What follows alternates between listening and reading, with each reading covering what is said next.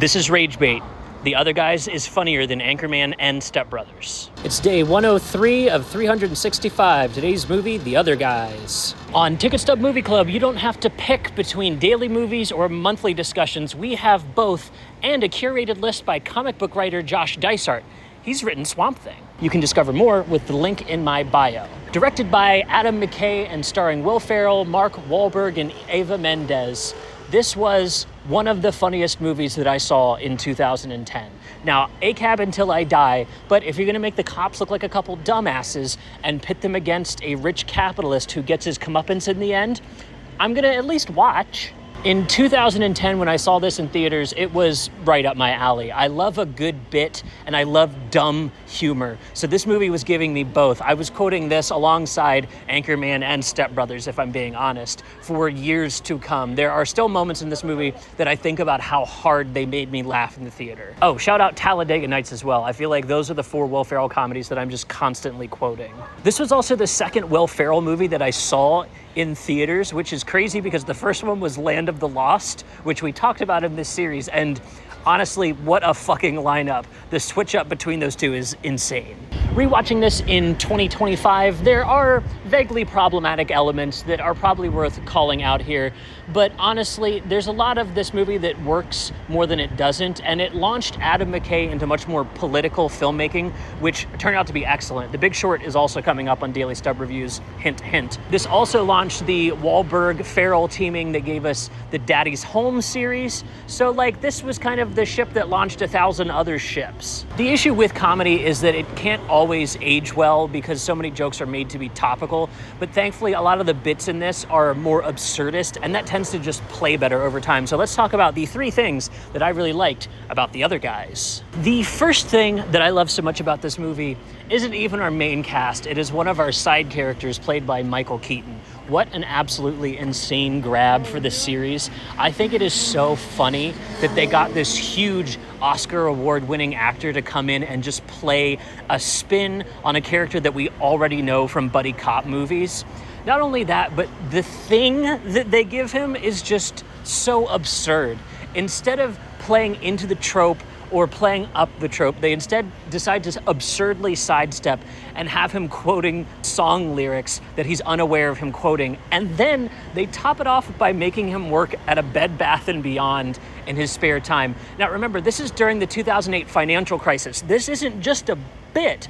This is a joke that the movie wants to highlight at the expense of what's happening in our world. The fact that someone that could be that high up in the police force would still need a second job to supplement their income is actually talking about the problems within this movie.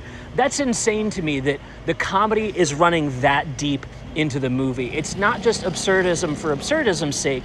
It's actually deeply commenting on what this movie is about on a topical as well as comedy level. That's insanely good writing. The second thing that I like about this movie is unfortunately a semi-problematic actor. Now, I don't know if Mark Wahlberg is still problematic to this point. I know that he has a long-running early history where he was definitely a racist motherfucker. So anyone demanding me to comment on that, it has been commented on. I'm hoping that he's evolved into a better person at this point in his later life. The funny part about him being here is the fact that we didn't have funny Mark Wahlberg really until this point. The Daddy's Home series hasn't launched yet, and Adam McKay is actually the one that discovers Will Ferrell and Mark Wahlberg's chemistry at a dinner where they're just pitching ideas. This is before the movie had even been written. They just discovered that these two guys work together really well. And they work together really well. The movie absolutely works for the fact that Will Ferrell is hilarious on his own, but paired with the seriousness of Mark Wahlberg and then playing into that by making him less and less serious across the movie really fucking works. I love when we get these action guys that turn out to be insanely hilarious. Chris Hemsworth and John Cena are two others that I just love when I see them in serious roles, but I love them even more to see them in comedic roles. Mark Wahlberg, he's got that too, unfortunately or fortunately, depending on how you look at it. I'm a big fan of when we take these serious guys and make them make fun of themselves. The Rock doesn't do this very much, and he kind of used to. Back in his early Hungry days, this was something we could get out of him, But now, not so much. He's just a little too self-serious. Even with his turns into more dramatic acting, it's not at the cost of making fun of himself. And that's unfortunate because that can lead to amazing moments like the ballerina scene in this movie. That is hands down the funniest thing that had me laughing out loud in the theater. It was just the absurdity of the super serious action star who had made nothing but action-y man macho movies up to this point, playing against that type so hard and so seriously that it just works. He sells it and commits. I think it's fucking hilarious. The third thing that I love about this movie isn't just that the end credits are an amazing example of educational, political, economical charting, which they are. The animation, the information, the way that it's delivered, all of it is kind of perfect.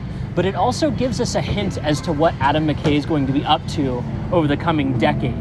His next big movie is going to be The Big Short. Like I said at the top of the video, we are going to be talking about that movie on Daily Stub Review, so make sure you give me a follow if you want to check that one out when it comes out. But before we get there, I just think it's cool to look back and see where that comes from. Him taking the entire end credit sequence to not just be funny and give us bloopers, but to actually educate the audience is such a baller fucking move when the whole movie has been kind of coy about talking about what it wants to say. Like I mentioned in my first point, Michael Keaton's character having a job at Bed Bath & Beyond is part of not just the comedy, but the things they want to talk about in the movie. And so the end credit sequence, just saying out loud what the rest of the movie wasn't willing to say out loud before that, really, really works. This is kind of Shakespeare stuff, where all of the stanzas previous were only hinting at what he's willing to say at the very, very end of the film. And again, the fact that this turns into an actual career for him, making movies like The Big Short, I just love seeing the genesis of this stuff.